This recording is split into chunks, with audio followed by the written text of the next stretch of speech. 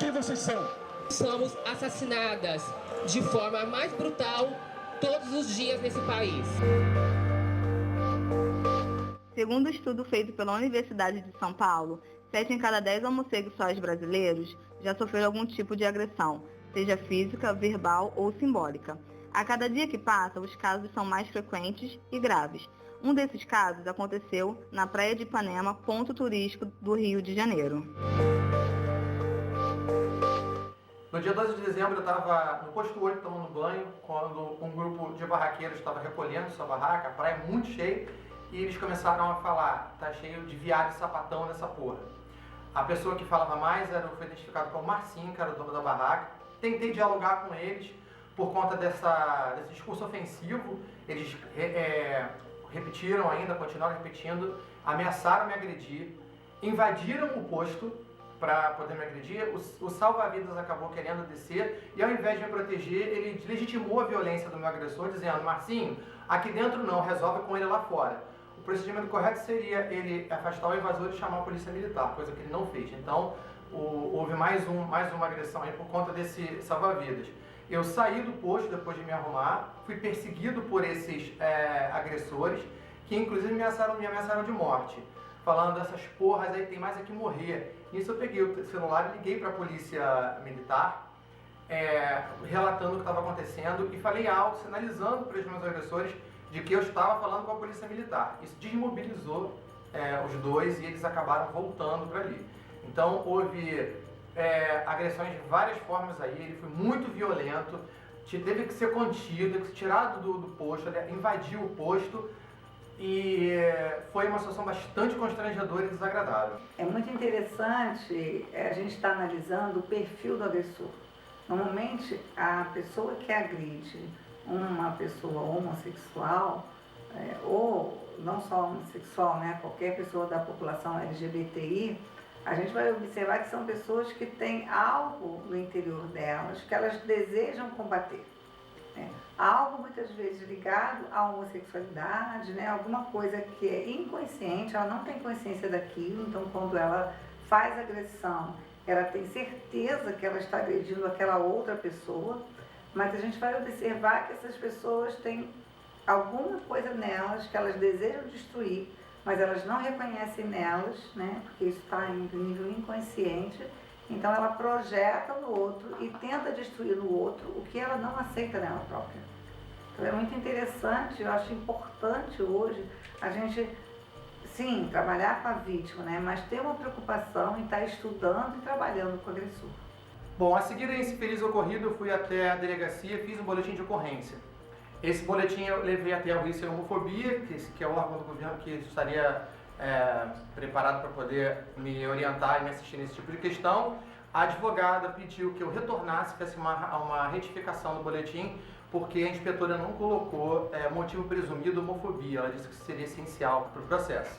Fiz essa retificação e abriu-se um processo que gerou um encontro no GCRIM, uma primeira audiência de conciliação. Eu fui até o Rio Homofobia, garantiu que eu seria assistido por um advogado, constituiu esse advogado para me ajudar, e no dia da audiência eu fui encontrar com o meu agressor, uma pessoa extremamente violenta, sem esse advogado, que não pôde ir, e o Rio Homofobia não me ofereceu nenhum tipo de alternativa, disse que não tinha mais advogado, e nem mesmo um representante ele mandou. Eu falei: olha, esse homem é extremamente violento, eu vou estar lá sozinho, manda um psicólogo, alguém que represente a instituição do meu lado, para poder fazer frente a ele e me dar algum apoio, né? Não, isso não aconteceu. Eu fui sozinho, enfrentei o meu agressor junto com a sua advogada, e se eu não tivesse muita firmeza, eu teria me prejudicado bastante. Tive que enfrentá-lo sozinho e eu fui desassistido e abandonado pelo Estado. Uma vez no GCRIM, como eu estava desassistido, extremamente fragilizado, né? Porque eu estou na frente do meu agressor e eles tentando reverter a situação contra mim. Eu não sabia o que eu podia pedir, como eu podia pedir, o que eu fui mais ou menos orientado por alguns amigos antes, eu não consegui falar, devido à tensão do momento. E terminou que eu encerrei o processo com um pedido de desculpas, pedindo que ele se assumisse o erro e se desculpasse, e o processo se encerrou ali. E nesse momento eu achei que eu saí no prejuízo, porque ele quis me acusar no meio dessa audiência, foi até um pouco ríspido comigo, e se tivesse um advogado do meu lado, poderia realmente utilizar o que ele falou para poder conduzir melhor essa situação. Então, acabou assim, né? Eu processo ser morrer, agora vai começar outra, que eu vou processar o Rio sem homofobia por ter cometido essa outra violência, que eu não sei se é menor do que a que ele me cometeu ameaçando de morte e querendo me espancar. Mas ele me desassistiu, o Estado me desassistiu perante o meu agressor. Bem, no caso temos um problema. A gente vê dois crimes acontecendo. Primeiro, um crime de injúria e também um crime de ameaça. Esses dois crimes têm punição na lei e os dois casos caberia punição perante o governo de forma perfeita. Contudo, qual é o problema? Não tem nenhum agravante nesse crime pelo fato de ter sido contra a identidade sexual da Alex. A gente no crime de injúria tem já uma predisposição de uma pena maior, dependendo do motivo do crime. O injúria normalmente você vai ter uma pena de 1 a 6 meses ou multa. E se for uma injúria com base na sua raça, na sua idade, na sua condição de origem, se for de outro país, por exemplo, a pena vai ser muito maior, de 1 a 3 anos e multa. Aqui não. Embora a gente tenha já várias leis que fizeram esse tipo de agravante no crime, uma pena maior, isso tudo vem já desde a lei do racismo, e foi agravado esse rol, começou com raça e aumentou depois com essas questões de idade, origem, deficiência física, por exemplo, para a pessoa que tem uma identidade sexual fora do heterossexual, nenhuma proteção especial é dada pelo direito. Nenhuma, até hoje.